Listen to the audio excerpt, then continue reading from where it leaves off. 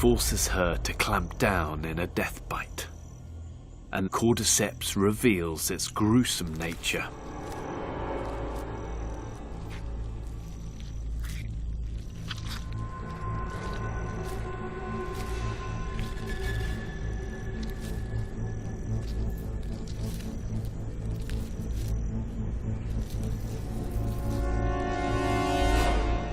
After 3 weeks of growth,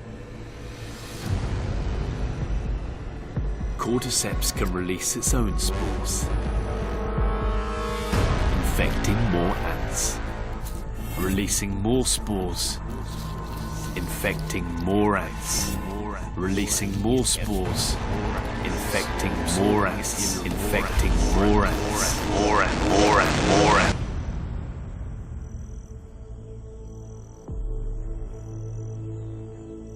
Cordyceps